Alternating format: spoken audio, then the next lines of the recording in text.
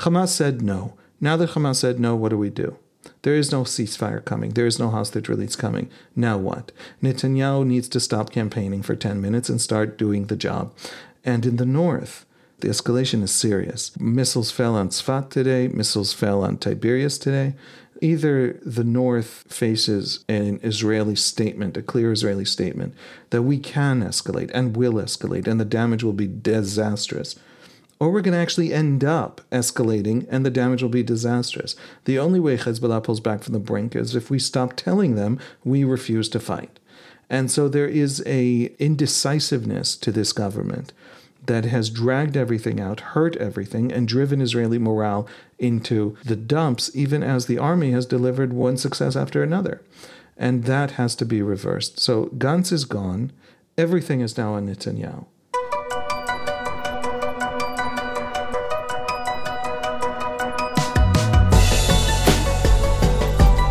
It's 11:45 p.m. on Wednesday, June 12th, here in New York City. It's 6:45 a.m. on Thursday, June 13th, in Israel, as Israelis get ready to start their day.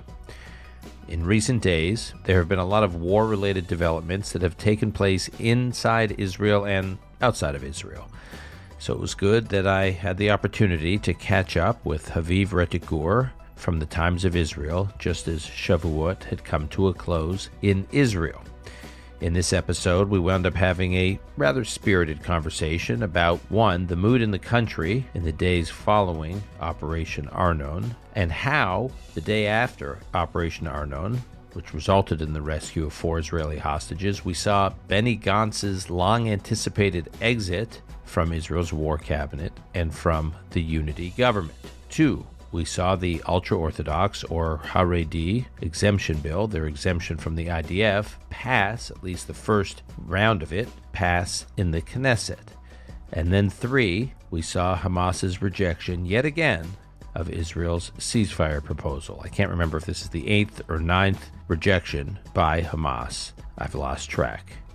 Haviv had some pretty impassioned takes on every single one of these issues, so I just wound him up and let him go. Haviv Unplugged. This is Call Me Back.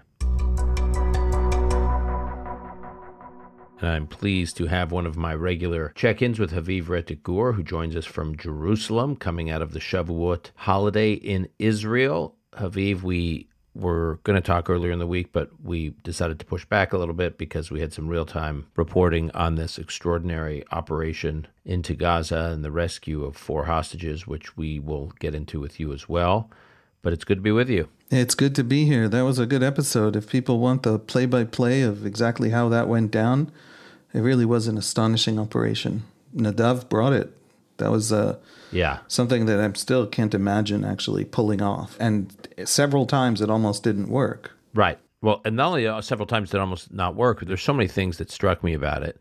One was that. 2 was how many decisions, micro decisions, had to be made by the leadership of Israel in the context of the big decision about whether or not to go or not. And each one of those micro decisions were like on a knife's edge. They could have gone one way or the other. And had they gone the wrong way, we would have been talking about a much different story, as Nadav said in our conversation. And if one of those decisions had gone the wrong way, he, Nadav, and analysts like him would be sitting there on podcasts like mine, basically saying the government and the military are incompetent, and that we would have had a situation that instead of 4 rescued hostages, we could have had more hostages, soldiers, casualties. Yeah, I want to caveat that.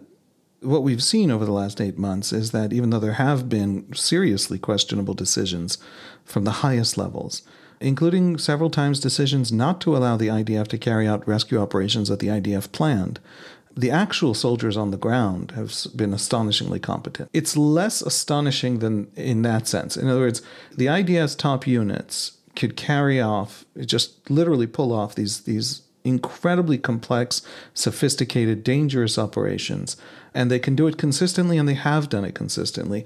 People should just try and find Google, detailed tactical overviews of the Battle of Rafah versus, the Battle of Gaza City 8 months ago. It's a whole different army, and it's an incredibly competent army. So in that sense, if the political leadership ultimately made the call that it's going to trust in the army's capability, 9 times out of 10, that's the right call. And 9 times out of 10 is as much as you can ask for in the battlefield.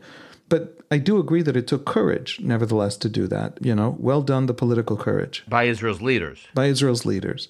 Mostly it's just astonishing the sheer competence and audacity and boldness of the actual operation itself. There's a lot of debate now in the world about the cost, the civilians who died. We still don't know how many civilians died. The Hamas death toll of 270 civilians is definitely a lie. There's no question. I love the way they calculated it. They calculated that initially it was 234. They calculated within minutes of the operation. They managed to determine that there were 231. Yeah. Well, that's what they typed on the keyboard because they're next to each other, 234. Right. But Israel estimates roughly 100 killed, including the attackers who attacked. There was one of the most really, truly delightful little bits of propagandistic fallout from that operation was when Ken Roth, the former head of Human Rights Watch, tweeted that this was a crime of perfidy. The crime of perfidy is when soldiers on a battlefield dress like civilians because it's a war crime or it's a violation of the law of armed conflict because it would lead enemy armies to then attack civilians. Perfidy, A, doesn't apply to a hostage rescue. It applies to attempts to attack or capture enemy soldiers. B, if you're really worried about perfidy, it is literally Hamas's grand strategy. In 8 months, roughly, give or take, 10,000 Hamas fighters, not a one of them has been taken out in any kind of uniform. So for, the former head of Human Rights Watch to discover the crime of perfidy in that particular operation, I actually think it's kind of adorable. But yes, the Israeli estimate is about 100. That includes Hamas fighters. And they were mostly killed. Most of those fighters that were killed as the IDF and the commandos and the units conducting this operation were taking the hostages out. In other words, they were exiting with the Israeli hostages, trying to get them out. And that's when they started to get shot upon. And that's when they returned fire. Yeah, right, exactly. Hamas was trying to prevent a hostage rescue. But also, we shouldn't trust the Israeli number. The Israelis themselves said it was a kind of battlefield estimate by the command. In other words, it's not that Israel sat and counted. So, we don't actually know. And the fog of war remains. And certainly we're not going to get real actual numbers from Hamas. We've already seen the UN count down the estimate from 35,000 dead to 25,000 dead. That's 10,000 who nobody can find having died. In other words, no missing persons reports, no unidentified bodies. The UN called that 10,000 gap unidentified last month just because they were saying it was a way to cover for their own just a complete wholesale adoption of Hamas propaganda. But unidentified doesn't mean there are 10,000 bodies they can't put a name to. What it means is there are 10,000 numbers listed in media reports drawn from Hamas statements that nobody can find missing people or dead bodies for. In other words, 10,000 who haven't died, right? So anyway, a lot of noise. There were definitely civilians killed when Hamas began to launch a battle over the withdrawal of the forces and the rescued hostages. We don't know how many. We'll probably never know how many. So all of the hand-wringing and pearl-clutching and screaming and shouting is over numbers people don't actually know, but it traveled the world. The IDF, even when it does something unquestionably legal and right and just and kind of astonishing, still the same media, the same activist world swings into action pretending like some horrific thing happened. And that was a little bit annoying to watch. My favorite of all these items, which was with the international media focusing on the wrong news, was when Jonathan Conricus, who he's the reservist who was at the beginning of the war the international spokesman for the IDF and goes in and out of reserves, but he was giving an interview soon after the operation, and he was asked by a British presenter interviewing him, shouldn't have Israel warned the Gazans that they were about to do this surprise rescue operation? Did you see this thing? This was amazing. I saw it, yes. And he was like, we're supposed to tell them ahead of time that our surprise rescue operation is about to happen? I mean, he was so genuinely perplexed. Yes. By this exchange. Yes, in this sort of mental imagery of the international debate about this war, Israel's hostages are supposed to die. If they don't, that's somehow an insult to the morality of the world. and Israeli soldiers are supposed to fail, and Hamas is supposed to win, and we're supposed to all disappear. And anything that isn't that is highly suspect of being somehow phenomenally immoral. It's funny to talk this way because I'm actually accusing CNN, Human Rights Watch, the whole analysis, advocacy, activist world of just being phenomenally stupid. And I don't want to accuse these people of that because I know that the problem isn't low IQs, but here we are, and here are their reactions, and here are just literal mistakes. I mean, Ken Roth of Human Rights Watch, spent a career, a fairly illustrious career. He's widely respected. I think he has a teaching gig at Princeton, pointing to war crimes. So for him to not actually understand what war crimes are, like perfidy, it is what it is, and we should move on. Not to dwell on this point, but here we are. What was most unbelievable about the reaction is that here, and we'll get to this, but here Israel is repeatedly trying to get into a negotiated ceasefire, temporary ceasefire, whatever you want to call it, with Hamas in order to get its hostages back. And Israel seems to be negotiating with itself. It can't get Hamas through these intermediaries to say yes. And so on the one hand, Israel's trying to negotiate and get a diplomatic resolution to the return of hostages, making no progress. Then Israel tries to launch a rescue operation to get its hostages back, and the hostages, by the way, being held in a highly dense civilian area by civilians, so there's no way to get the hostages back without going through civilian areas. That's a choice Hamas makes. Israel does that, and there's all this blowback against Israel for launching this hostage rescue operation. So no progress with diplomacy, no acknowledgement that it has a right to do what it did in the military rescue operation. So what's the answer? That Israel's just supposed to learn to live with the hostages never coming back? Like, it is though all these international actors are saying the quiet part out loud, which is, sorry, Israel, we don't have a diplomatic solution for you. We are going to try to prevent you from having a military success in getting your hostages back. So the answer is, therefore, what? Hamas wins. That's the answer. The hope, the goal, the only moral solution is for Hamas to remain in power in Gaza and Israel to retreat with its tail between its legs.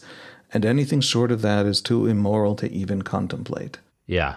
Here we are whinging. I love that word, British word, for our British listeners. Some of my favorite people are whingers. Lest our British audience thinks we're ignoring them. So there's all this, here we are whinging about the international reaction to what Israel did. But I want to spend a moment asking you what the mood is in Israel, because in those initial days after the operation, as you mentioned, we did a big episode with Nadav Ayel, and he in a quite moving way, I thought, not only did an analysis of what happened, but I think he captured the mood in the country, and it was quite inspiring. And of course, there are still some 120 hostages in Israel. Of course, Israel's not going to get every hostage back by doing operations like Operation Arnon. These are all, obviously, these are statements of the obvious. And yet, there was something so moving, so morale boosting about this operation. And that was, Alon and I, when we were talking about this, we just thought we'd have a few episodes talking about, with different guests, about the lasting effects in Israel of the operation. And yet, it's starting to feel to us like even inside Israel, to say people have moved on is probably too stark characterization. And yet, it feels like people are moving on. I think people have moved on, yeah. Why? How do you explain that? It only solved 3% of the problem. It's not a small thing that it's 4 out of 124. When you ask Israelis, every time I have to get into this, I give the caveat that it hurts and I don't want to. But to understand where Israel is going and what Israel is thinking, you must understand this. And before you learn any other fact, most Israelis today believe we will not win.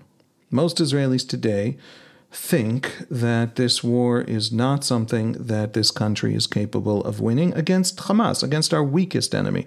Never mind Hezbollah, which today saw the largest volley in 8 months, right? And seems to be massively escalating going forward. The reason Israelis think that is kind of interesting, and we've talked about it before. They don't think the army can't do it. They don't think society can't do it. They think the government can't do it. They have a profound distrust. We have polling on this from everyone, pollsters on the left, pollsters on the right, every imaginable news outlet. And it all confirms the same simple fact. Israelis think that the government, namely Benjamin Netanyahu, not just Benjamin Netanyahu, but primarily Benjamin Netanyahu, he scores the lowest on these polls, is politicking instead of fighting the war, to the point where some significant number of of opposition voters, most opposition voters, actually think he's delaying the war on purpose to stay in power because he hasn't won an election poll since the beginning of the judicial reform fight in January of last year. Not a single poll, right? So he's trying to avoid elections. And when the war ends, the pressure to call an election will be enormous. And so he's trying to make sure the war never ends. That's the argument among some of Netanyahu's fiercest opponents. And the polls are different depending on how you ask the question, but it's pretty clear that that's well over a third of the country, probably much more than that. And so you have an Israeli distrust in government decisions. Now, the operation was astonishing in its competence. The battle for Rafah is astonishing in its competence. The incredibly steep drop in the rate of Palestinian civilian deaths over the last 8 months is astonishing in what it reveals about the army's competence, the learning curve, the military's capability to make itself a learning organization. We saw last week the head of the Gaza division, the man who's most on the ground running the actual war, the main coordinator between the IDF and other security services and intelligence services when it comes to running the war, one of the main thinkers behind the Israeli war plan, resigned. He said, I failed on October 7. This was my one life's duty, my life's work, and I am going to take responsibility. But first he made sure the battles were fought and went well, and the army learned the lesson, and the army in Gaza learned how to fight in Gaza, which is something that at the beginning it didn't really know how to do. So we have seen an army that A, has taken responsibility, and B, has become astonishingly competent at the war it needs to fight. So when the army is able to pull off that kind of a rescue, it doesn't move the needle in terms of public morale, because public morale has never doubted the army. Well, that's not entirely true. I think there were serious questions about, just to be consistent, there were serious questions about where the army was on October 7th. No, absolutely. Not were, there still are. That's something that it's going to take a generation to even just parse through emotionally. So it's understandable if Israelis doubt the army from time to time, given this complete shock and then collapse the weekend of October 7th. No, I actually think there has been a profound process of forgiveness that you see in polls. The least trusted politician in Israel right now is Netanyahu. The most trusted politician in every poll where you test trust of politicians is Yoav Gallant. Well, Yoav Gallant, the defense minister, was the defense minister on October 7th. What's the difference between, and they're from the same party. This isn't even a partisan poll. It doesn't show any partisan correlation to whether you trust or distrust Bibi, because the guy next to him at the head of Likud running the defense ministry is the most trusted. Gallant openly, publicly, and multiple times took responsibility and said, we really screwed up and we're going to fix it and we are going to do what needs to be done. And Netanyahu still hasn't. Incidentally, we are, I think, roughly 2 months and a week, I'm not counting day by day, into the latest long stretch in which Netanyahu hasn't given an interview to the Israeli press. He went on your podcast, he went on many podcasts, he went on just about every major American network. He won't talk to me, he won't talk to my colleagues, he won't talk to the Hebrew speakers. So can I respond to that? That wasn't an accusation toward you, right? If I had a podcast and Bibi wanted to come on, it would be my responsibility to have him on. That's Bibi, right? Right. I get a call on a Thursday saying, can he come on? It was before the Rafah operation. I will say this, though, in his defense on this point, because I heard this exact argument from a lot of my friends, you included, who are in the Israeli journalism community. And my response is the following. The Israeli prime minister, when it comes to dealing with the media, basically has two jobs. One job is obviously to deal with the local media, and that obviously you're a better judge of than I am in terms of how he's how he's handling the local media and dealing with the local media. His other job, though, is to communicate with the world and to communicate with the international media and make the case for Israel and make the case for Israel's decisions and make the case for Israel's strategy and make the case for the dilemmas that Israel is weighing. That's the job of any Israeli prime minister. Okay, let me give a defense of the local press. Today is all complaints, right? Complaining about Ken Roth. I'm complaining about Bibi Netanyahu. I'm not usually a complainer. Maybe you caught me on a bad day. That's not true. You have a lot of fetch in you. And people are getting to listen to Haviv rip, the real Haviv. Haviv Unplugged. We'll call this episode Haviv Unplugged. Yeah. There are two parts to the complaint. The part about him going onto international media wasn't the important part of the sentence. The important part of the sentence was he hasn't spoken to the Israeli public in any challengeable or serious way in over 2 months. And it's a war, and morale has collapsed. When the polls show morale collapsing and you won't talk to the people, you're the problem. So that's A. If I had to ask you, honestly, to step back and just strategically ask, what's more important for the future of the war? Whether or not Netanyahu goes on CNN a few more times and explains what he thinks is at stake or is happening in the war, or whether the Israeli public thinks he's actually running the war and successfully managing it and is focused on the war, not on his own political survival. Very, very few Likud voters today think he's focused on the war ahead of his political survival. I would suggest to you that domestic morale is much more important strictly for the war effort, just to win the war, at the most prosaic, literal level, than whatever is said on CNN or MSNBC or podcasts or anything else internationally. So A, nobody is complaining that he's going on CNN. The argument that he's going on CNN but won't speak to the Israelis, the only part of that argument that's the complaint is he won't speak to the Israelis. And he truly won't. And that is true when our kids are in battle. And that's true when we all have family that has sacrificed terribly and businesses are closed and tens of thousands of Israelis aren't home. This isn't some kind of a peacetime complaint about whether Joe Biden gives enough press availabilities. This is a very serious point and a very profound and felt thing. The lack of a sense of leadership is terribly damaging in this war. It's probably the single greatest weakness Israel has in facing this war, that Israelis can't tell you what the strategy is. Israelis can't tell you why the army basically paused in Gaza for 3 months. Israelis can't tell you what the hell we're waiting for when Hamas says no to a deal 11 times, and we still have to play games with the Americans about there still being a deal to be had. Israelis can't tell you why the north is on fire. We are speaking on Wednesday. Wednesday saw the largest barrage from Hezbollah in the history of this in 8 months. And we haven't had anyone explain anything about the resilience we're going to need, about how long it might take, about how it might get worse. Netanyahu styles himself a Churchill. What was Churchill's great contribution to the war effort? He didn't shoot a gun. Churchill explained to the people what was going to happen.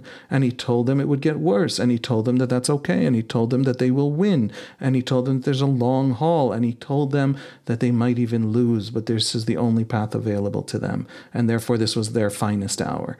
And all of that is totally missing because Netanyahu simply won't stop politicking. He won't go in any place that might not look good for the next political campaign. He is out to survive.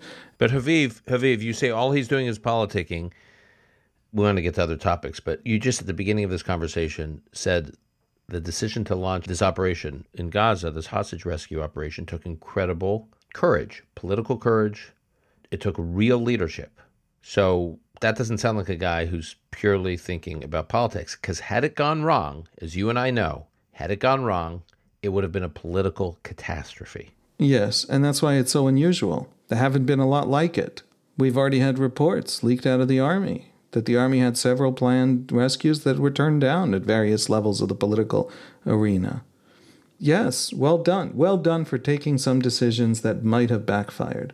That's not remotely enough. Incidentally, I might be completely wrong. In other words, if this is my view, fine, it's my view. Who am I? I'm no better or smarter than any other Israeli.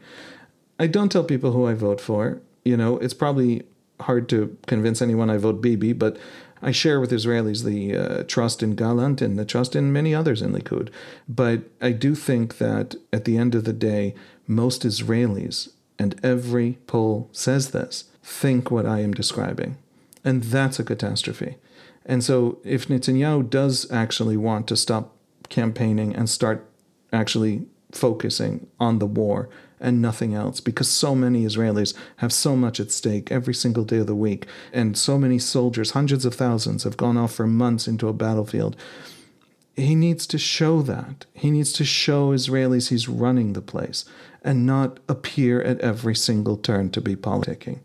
And it's a tragedy. I can get into details. I mean, just the simple fact that press releases only go out when they're politically useful and don't go out when Israelis are wondering what the hell's happening. It's something that everybody is seeing and has seen constantly throughout. And it's frustrating because it is a weakness we don't have to have. And it's probably significantly hurt the war effort. Let's talk about other political figures. I can complain about anybody. As much as I would love to dwell on Netanyahu, that's what's so good about you, Haviv. That's my point about you. If I want some kvetch, it's like press track 7. So I'm going to give you a different trick. I swear I can do multi-partisan complaining. I promise. And if anybody wants to know what any political party has done wrong, hit me up on Twitter and I'm going to tell you. Haviv, I'm going to give you one right now. Yes. Benny Gantz. Yes. Okay. What exactly was the benefit for Israel of a competent, military-minded, moderating figure within the war cabinet, exiting the war cabinet, along with his colleague and friend, Gadi Eisenkot, these two men with combined, 50, 60, 70 years of military experience, who understand the war Israel is fighting as well as anyone in any war cabinet at any time in Israel's history. And they are leaving as helping who and what? I can't tell you if it was a good idea or a bad idea. I can tell you what they were thinking. There's a substantive reason that Gantz's National Unity faction left the emergency unity government or whatever they called it. And there's also a political reason. And they overlap quite a bit. The substantive reason is that Gantz no longer believed that he was doing any of the things you just said. That he was seriously listened to, that he was moderating, that he was helping win a war. And a lot of his critics on the center left have said to him, mazel tov that you just woke up to that, right? Everybody knew this was happening. But what he in fact thinks was happening was that he ended up giving Netanyahu political cover rather than actually influencing the conduct of the war. The political timing is also something that I think is profoundly substantive for Gantz, but nevertheless is also extremely politically useful to explain his leaving the unity government at that moment, which was the bill that Likud voted on over ultra-Orthodox military enlistment. So can you just briefly explain the history of the issue of Haredi, the ultra-Orthodox, their service or role in, or lack thereof, in serving in the IDF, and then we'll get into this development of this Knesset action. Yes, it is one of the most important and I think controversial and really painful issues in Israel today. In the very early years of the state, the ultra-Orthodox community came to the government, they came to Prime Minister David Ben-Gurion, and they sought an exemption for exceptional seminary students, yeshiva students, from military service because leaving the yeshiva and going to the military would really hurt their development as intellectual and spiritual leaders. At the beginning, the exemption was given to something like 500 young people. It was part of the same legal structure that gives exemptions to the universal draft to exceptional athletes, to exceptional artists. For instance, you got the exceptional athlete exemption, right? I did several times. I'm actually surprised the Army put me in an athletic unit. That was the surprise in my case. But it was I'm going to get Dan back. Don't worry, everybody. It was a small thing because it was a small group of people. Over the years, that exemption grew, and it then, by the 1990s had already reached something like 30,000 yeshiva students had exemptions. We are now well into the, I believe, 70,000.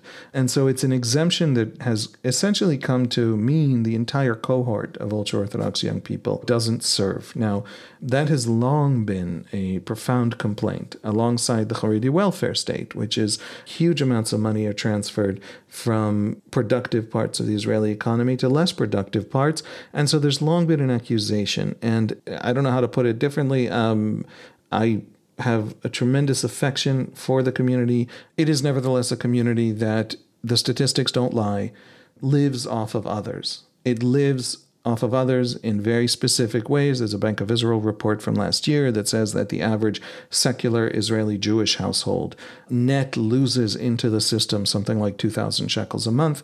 The average Haredi Jewish household takes out of the system about 2,000 shekels a month. It is a community that not all of it, 50% don't work. That means that 50% of men do work. Most women work. Something like 80% or 75% do work.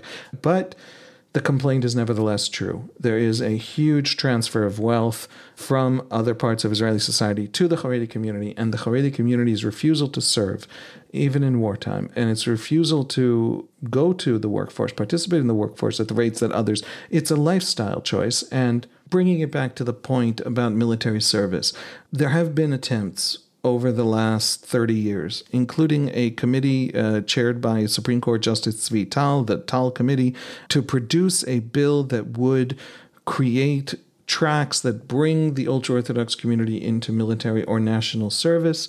National service can be civilian service and rescue services and ambulance services, things like that, to try and find a solution. There has always been anger in secular Israel about the fact that they don't serve in vast numbers, basically since the 80s. That anger has grown over the last 8 months, and it's grown for a very simple reason. It used to be a theoretical question of justice and equality and fairness. How could they not serve when we serve? I, Haviv, am going to send my 4 children to the military. Why do they have to be called upon to do that and the Haredi children not? Very simple question that a lot of Israelis asked. And there have been attempts to produce legislation that solves this problem with carrots and sticks. In other words, with taking away yeshiva's funding if it doesn't send some percentage of its students to military service in a given year. Things like that. Bills that try to find that kind of formula, that would be a stick. The carrot would be that if they go to military service, they can, get, a negative income tax. All kinds of carrots and all kinds of sticks have been proposed. Nothing has ever moved the needle. Nothing has ever actually brought about any real change. Over the last 8 months, that anger has become immense. And it's become immense for a very simple reason. You have reservists. Many reservists, tens of thousands, maybe into the low hundreds of thousands of reservists who spent 3 months, 5 months, maybe 7 months in reserves. And they're asking, how can the army not have the manpower? Now, if we're facing a potential war in the north, which, we're speaking on a day with massive escalation in the north, these people who, I'll say it very personally, my brother-in-law, my wife's little brother, started school this year. And has managed, we're in June, we're a week before the end of the school year. He has had 3 weeks of school because he's been called in and out of the army over the course of the last 8 months for this war. So who else has to pay that price? And if that's just the beginning of a very long war against multiple Iranian proxies over the next 10 years, how can 13% of the population, the army says it needs something like 3,000 more enlistees every single year in each new cohort. Well, where are they going to come from? So it's no longer theoretical. It's no longer about fairness. It's no longer an emotional question. The country needs them. Can they step up? And if they can't step up and won't step up, why are so many of everyone else's children dying for them? How does that work in terms of just basic responsibility for each other?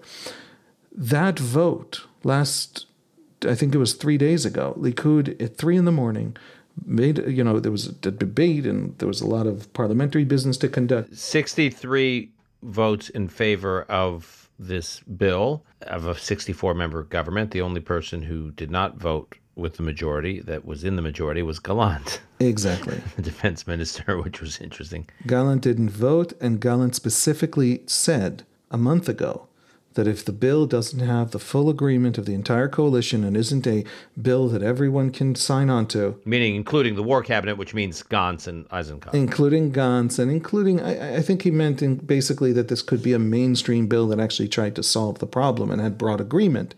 He would not vote for it.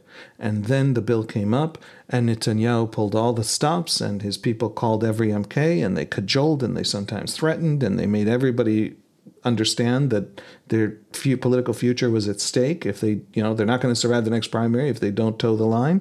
And Gallant held out. And he was the only vote in the coalition of 64 seats to vote no.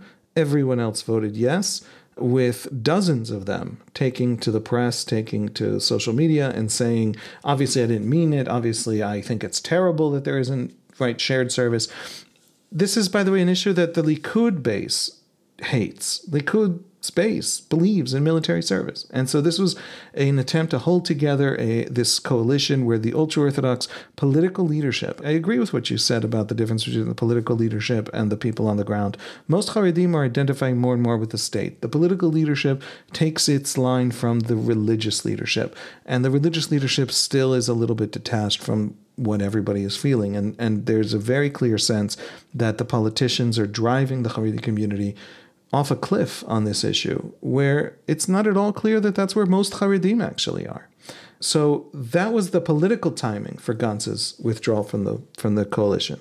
Yes, plus polls showing that this huge boost that Gantz got in the polls soon after October 7th seemed to be declining. He wasn't holding this massive majority in the polls that he had been early on. On the question of who's best equipped to be prime minister, he was not polling as high as he was earlier. And Gallant sort of maybe outfoxed him a little bit by making this announcement a few weeks ago, before Gantz did, with his very public complaint against the government, his own government. And then Gantz was sort of having to do a follow-on act.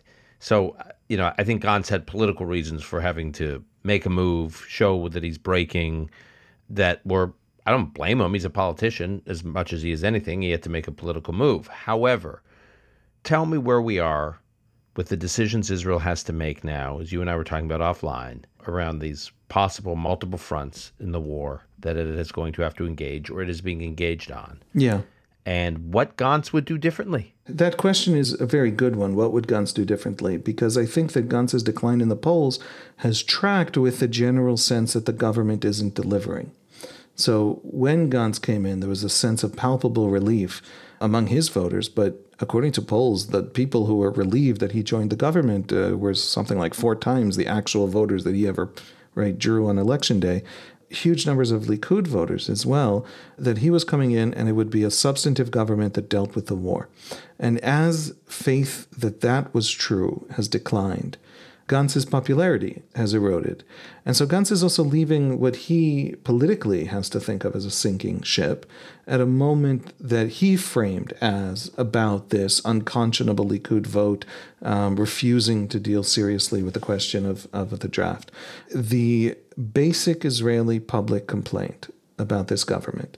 This is something that, when I get complaints from Netanyahu supporters on my complaints about him during this war, they kind of accuse me almost instinctively. It's just the basic, if somebody's complaining about Bibi, they're doing it from the left. But in fact, my complaint, and the complaint of, I think, most Israelis, including farther to Bibi's left, is a right-wing complaint. Get the war done. What would Gantz do differently? I don't know what the man himself would do differently. Maybe he would make every mistake Netanyahu makes. But right now, the war is at a stage where we have reached a decision point. And it's getting harder and harder to escape it. And I'm almost glad that Gantz left, not for Gantz, I don't care about any specific politician, but because of Bibi.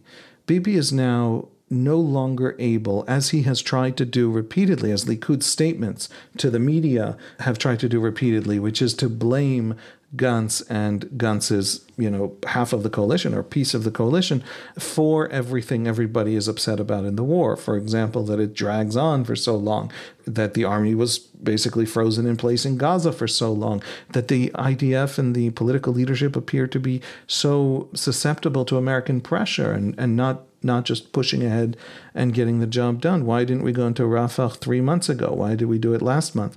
All of these questions that Israelis are asking, there's a sense that Netanyahu essentially, in many ways, the Likud campaign has been blaming on various partners, including and especially Gantz.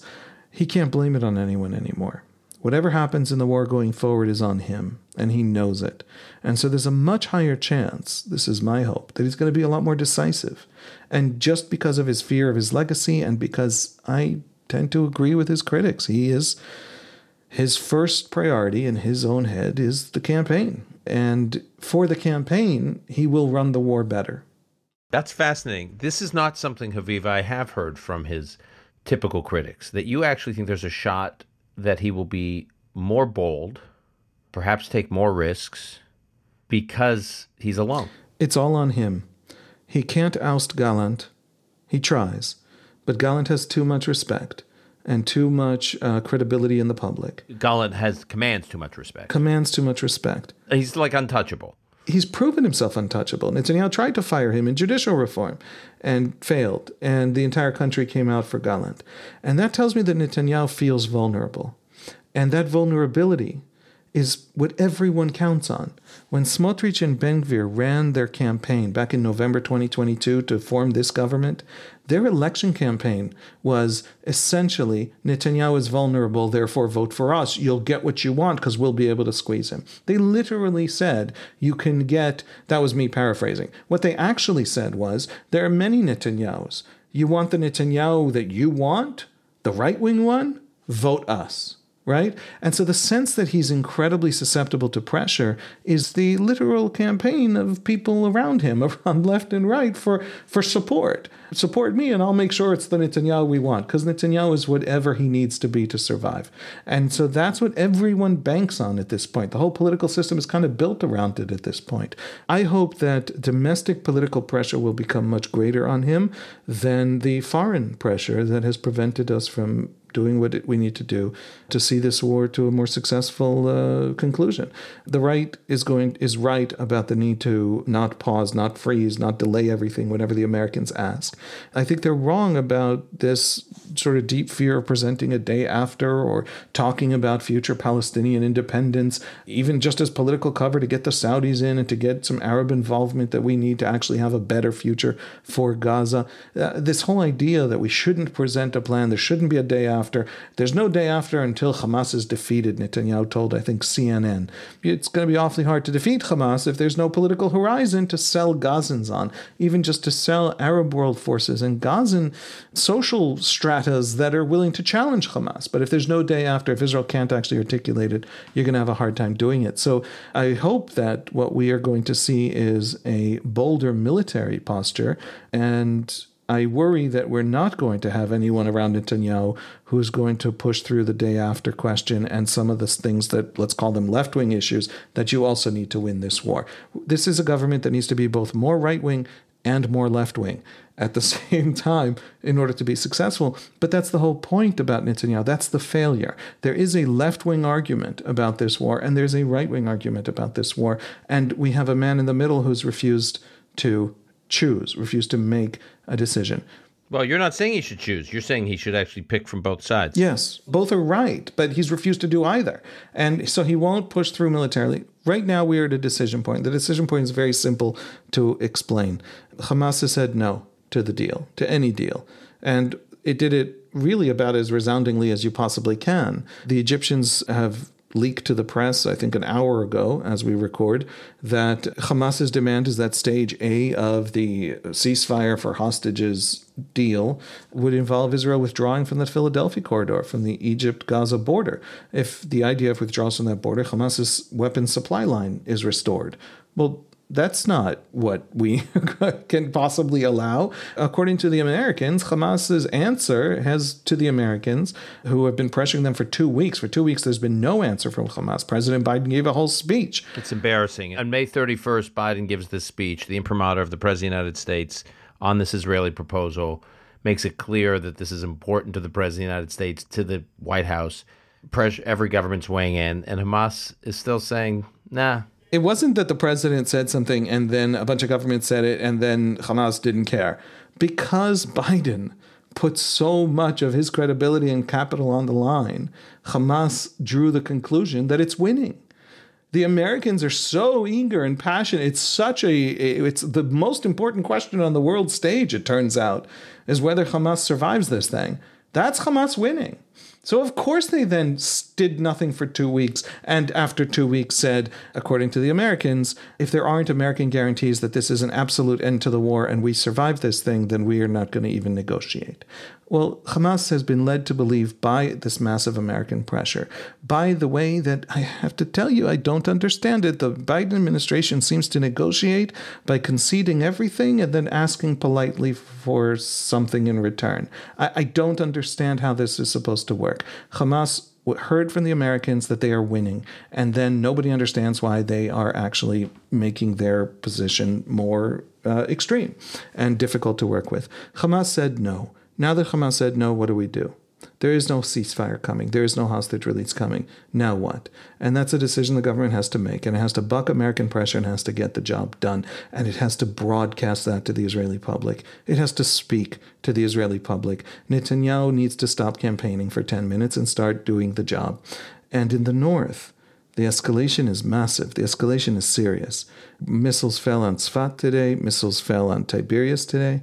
Either the north faces an Israeli statement, a clear Israeli statement, that we can escalate and will escalate, and the damage will be disastrous.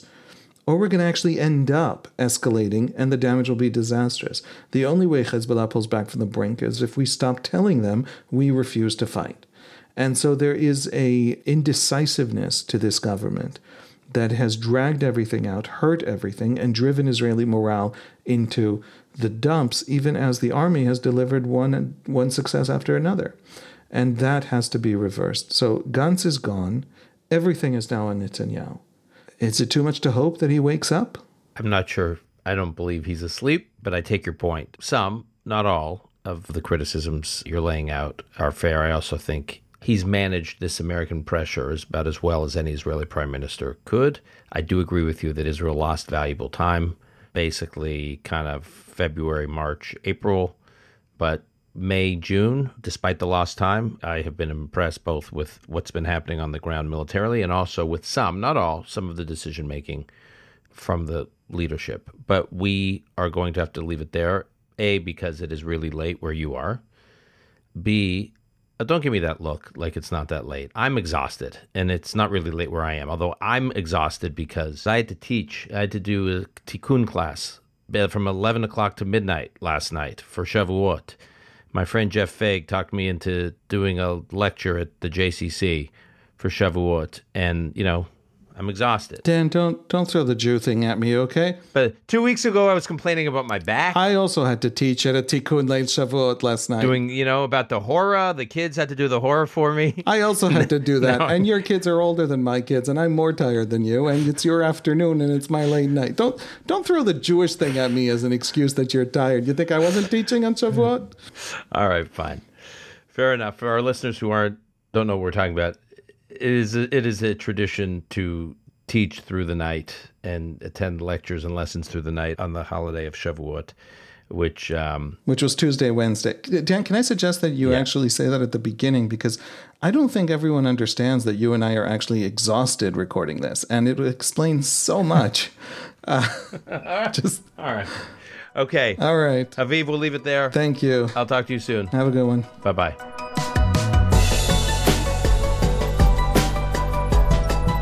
That's our show for today. To keep up with Haviv, you can find him on X at Haviv Rettig Gur, or you can find him at timesofisrael.com or at Times of Israel on X. Call Me Back is produced and edited by Ilan Benatar. Our media manager is Rebecca Strom. Additional editing by Martin Huergo. Until next time, I'm your host, Dan Senor.